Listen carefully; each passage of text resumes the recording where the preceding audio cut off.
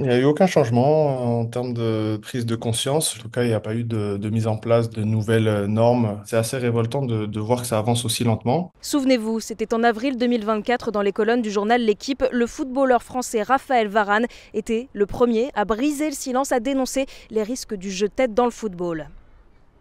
Un an et demi plus tard, rien n'a changé. Seuls quelques clubs, comme ici au Paris Alésia FC, prennent d'eux-mêmes l'initiative d'interdire le jeu de tête aux moins de 12 ans. Mais la Fédération française de football n'a toujours pas réagi, ne s'est pas exprimée à ce sujet. Et ça, c'est inacceptable pour l'ancien champion du monde, Raphaël Varane. C'est un sujet qui est à mes yeux important et qui est ignoré ou en tout cas qui est sous-estimé. Donc c'est un coup de gueule pour mettre en lumière ce sujet qui concerne quand même beaucoup de monde, qui est pour moi très important. Et est-ce que vous avez l'impression d'avoir été entendu par les instances dirigeantes du football français? Est-ce que quelque chose a changé? Pas du tout. Il n'y a eu aucun changement en termes de prise de conscience, je pense. En tout cas, il y a pas eu de mise en place de nouvelles normes qui peuvent sécuriser le jeu de tête, notamment des enfants. Il y a une petite prise de conscience, c'est vrai, sur la prise en charge des commotions sur le protocole, mais il y a encore énormément à faire, on a encore beaucoup de retard. On voit certains pays qui commencent à prendre des décisions par rapport à ça. L'Espagne, l'Italie ou la France ont encore beaucoup de retard. Donc non, on n'a pas forcément senti une prise de conscience par rapport à tout ça. Pourquoi, je ne sais pas. Ce qui est sûr, c'est que ça doit avancer plus vite. C'est assez révoltant de voir qu'en changeant certaines petites normes, on peut quand même prendre soin de la santé, surtout chez les jeunes. Et puis ensuite, pour les adultes, c'est aussi une prise de conscience. C'est-à-dire que moi, j'ai vu des joueurs jouer après des commotions sans avoir forcément récupéré.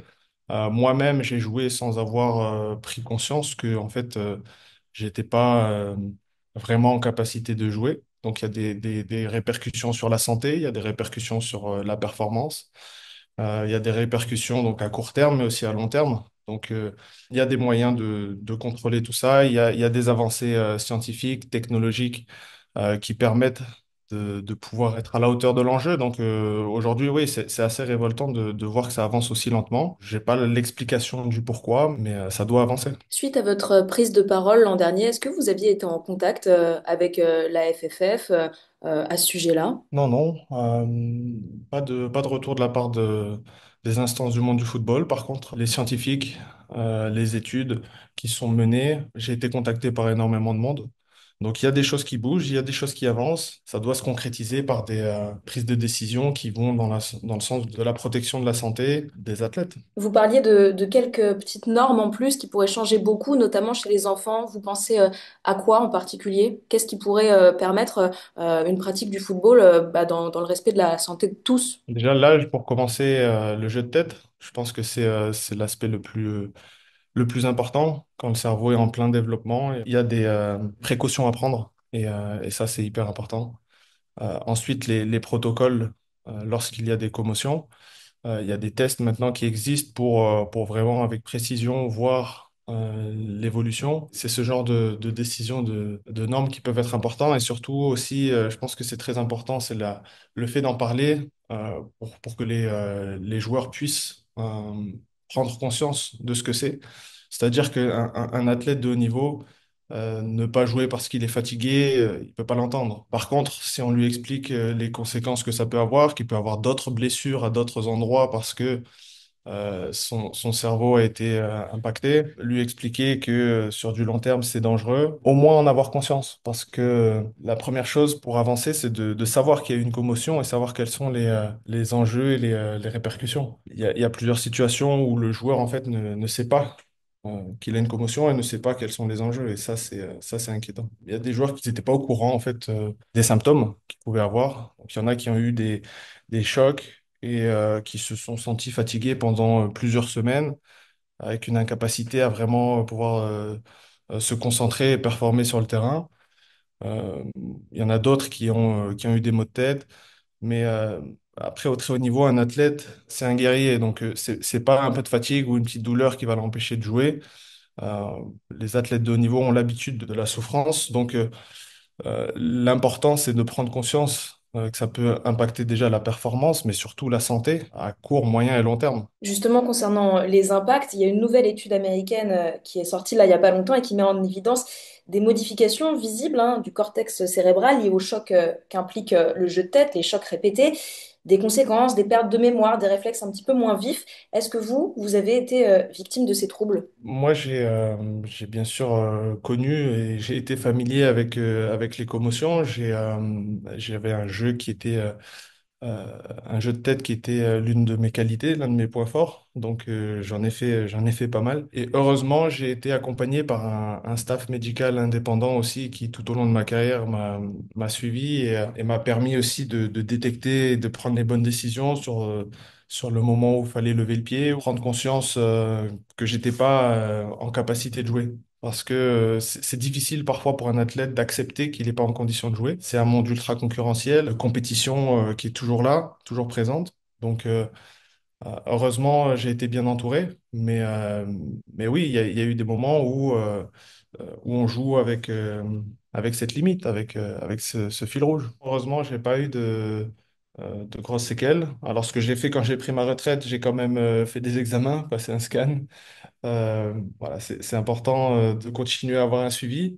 On verra à l'avenir, mais aujourd'hui, tout va bien. Alors justement, aujourd'hui, tout va bien, mais il y avait une autre étude écossaise cette fois-ci. Ça mettait en avant le fait que les footballeurs ont 3,5 fois plus de chances que le reste de la population d'avoir la maladie d'Alzheimer ou de Parkinson. Pour les défenseurs, c'est même 4 à 5 fois plus.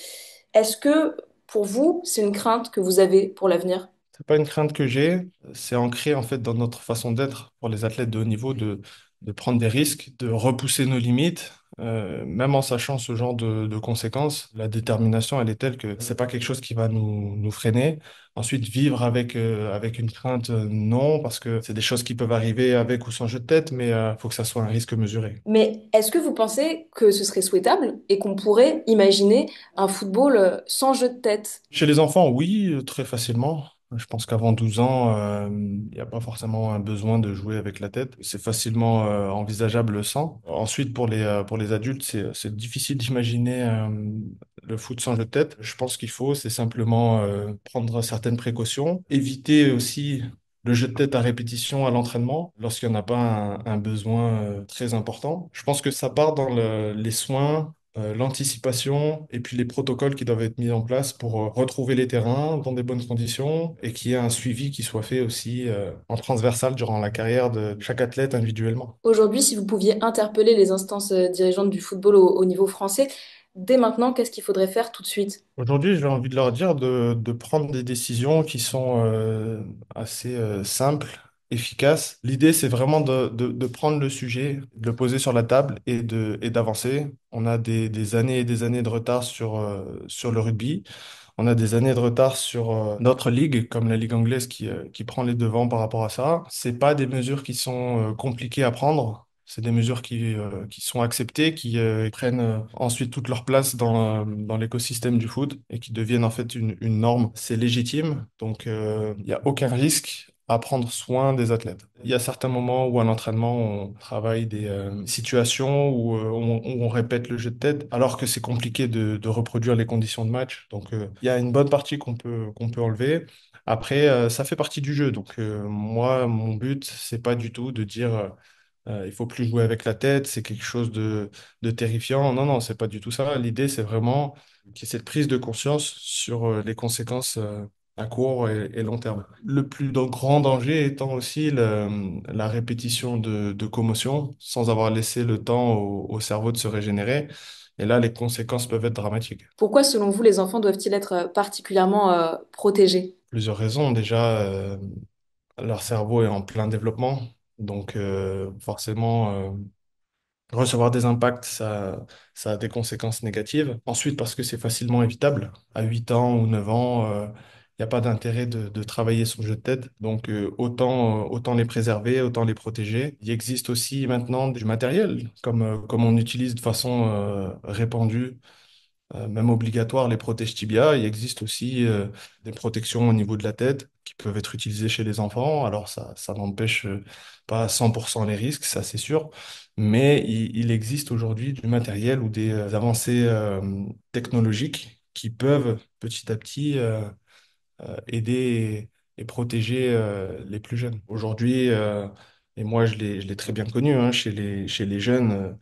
On apprend des petits à encaisser les coups, à serrer les dents, à pas avoir mal, à se relever, ce qui peut être aussi une bonne chose. Mais concernant le jeu de tête, je vois pas d'aspect positif à ça. Et il y a une différence entre se faire mal et se faire mal, c'est-à-dire que serrer les dents et continuer à avancer, c'est une chose. Encaisser des coups à la tête qui auront des répercussions et des conséquences directes sur la santé, c'est autre chose. Donc il faut bien sûr garder les valeurs du sport, mais le faire de façon cadrée, contrôlée, maîtrisée. C'est quelque chose qui pour moi en fait sonne comme une évidence, qui va changer, mais qui est beaucoup trop lent dans la mise en place. Ça serait une aide précieuse et une avancée beaucoup plus rapide que les instances dirigeantes du football prennent conscience de la situation et prennent des décisions qui vont dans ce sens. Vous, à votre échelle, qu'est-ce que vous essayez de mettre en place pour faire changer les choses?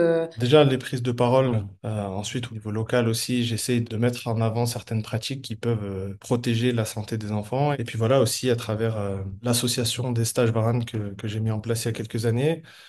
C'est un sujet qui nous concerne. Et donc, au niveau de la formation, les formateurs, c'est quelque chose qui doit être appris et compris. Donc, voilà. C'est un besoin de transmission aussi qui est important chez moi. Vous, vos enfants, est-ce qu'ils jouent au football? Oui. Et qu'est-ce que vous leur expliquez quand, par exemple, ils voient leurs idoles, ou même vous, hein, faire des têtes sur des replays de matchs à la télévision et qu'ils ont envie de faire la même chose? Très bien, je leur dis allez-y, mais bon, déjà on va le faire pas forcément avec un ballon d'adulte très gonflé, ça c'est sûr. Il y a certaines choses qui sont assez logiques. Et puis ensuite, bien sûr, ça fait partie du plaisir du jeu, mais ce qu'il faut, c'est savoir que à leur âge, ils sont pas encore prêts à pouvoir enchaîner les jeux de tête. Et en fait, chez les enfants, quand on leur explique, c'est très bien compris. S'ils voient tous leurs copains faire des têtes, ils auront envie de faire des têtes. Maintenant, si c'est généralisé que le jeu de tête ne commence pas avant tel âge, eh ben, ils l'acceptent sans problème, hein. Tout comme ils acceptent qu'ils jouent des fois à 7, à 9 ou à 11 sur le terrain. C'est quelque chose qui, en fait, une fois que c'est appliqué, est incontesté et incontestable.